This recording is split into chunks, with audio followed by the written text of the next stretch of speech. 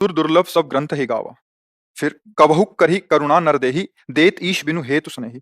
महाराज जी, मानव तन भाग्य, पुरुषार्थ या प्रारब्ध से मिलता है या ईश्वर कृपा से? कृपया प्रकाश डालें। बड़े भाग तब कहा जा सकता है जब मानुष तन मिल गया है। अब मिला कैसे?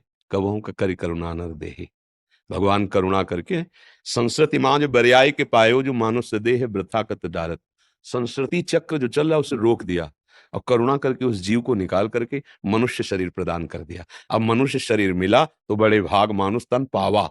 अब हमारे बड़े भाग हुए कि मुझे मनुष्य शरीर मिला। अब हमें क्या करना है? बोले साधन धाम मोक्ष कर द्वारा, पाई न जे परलोक संभाला, सो परत्र दुख पावे, सिर धुनि धुनि पछताए, काल ही कर्म ईश्वरी मिथ्या दोष लगाए।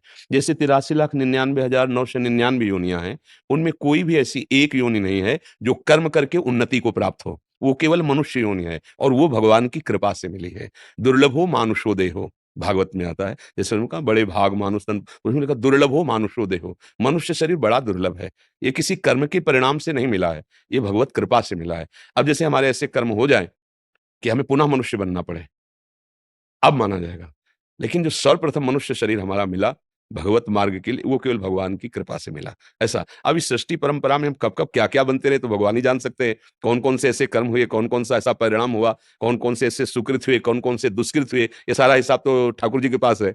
अपने लोग तो इसका निर्णय नहीं कर सकते, पर इसका निर्णय कर सकते हैं कि भगवान की अब हम पर बड़ी कृपा है। क्या? कि हमें मनुष्य शरीर मिला और साधु समागम मिला और भगवान नाम से परिचय हुआ और अब मुझे भजन करने की रुचि भी मिली। अब मेरे अहोभाग्य हैं, मेरे ऊपर भगवान की बड़ी कृपा है। जैसे कहीं पढ़ा जाता है कि पुण्य पुंज बिन मिलई न संता, और कहीं कि अब मोहि भा भरोस हनुमंता, बिनु हरि कृपा मिले नहीं। हाँ, तो इसमें पुण्य पुंज बिन मिलई न संता, बिना पुण्य एकत्रित हुए संतों का दर्शन नहीं हो सकता। एक जगह कह रहे कि अब मोहि भाव भरोस हनुमंता, बिनु हरि कृपा मिले नहीं संता। दोनों बातों को समझना होगा ना। भक्ति में जो प्रवेश पाए हुए जन हैं, उनको जब महाभागवतों का दर्शन होता है तो भगवान की कृपा का उनको अनुभव होता है। और संसार में शुभ और अशुभ कर्म करने वाले, कभी पुण्य कभी पाप, ये दो ही प्रकार की प्रवृत्तियां होती हैं। उनको जब प्रथम साधु समागम होता है, चाहे संत घर आ जाए या संत के पास आप पहुंचा दिए गए, तो बोले आपके बहुत पुण्य एकत्रित थे जो आपको संत मिले। पर जब भगवत प्रेमी महात्माओं का सत्संग मिलता है तो उसमें पुण्य काम नहीं करता। जब द्रवहि दीन दयालु राघव, तो साधु संगति पाइए। फिर सत्संग मिला, अब मुझे विश्वास हो गया कि जो प्रभु मोहि अनुग्रह की ना, तो तुम्हारी दर्शति दिला। तो ऐसे ही मनुष्य शरीर का है। मनुष्य शरीर तो बहुतों को प्राप्त है, लेकिन जो पशु के आचरण वो ही आचरण है। भजन नहीं है, जितेंद्रियता नहीं है, पवित्रता नहीं है। पशु के आचरण क्या है? भय निद्रा आहार मैथुन, इसी में विचरण कर रहा। अब उसको थोड़ा कहा जा सकता बड़े भाग, नहीं। तिनते खरसूकर, जिन्होंने लिखा है ना बड़े भाग मानुष तन पावा, उन्हीं का पद है। तिनते खरसूकर स्वान भले, ऐसा बनो। तो गुस्सा में बोल दिया क्या? नहीं, बोले बहुत समझ के बोल रहे हैं।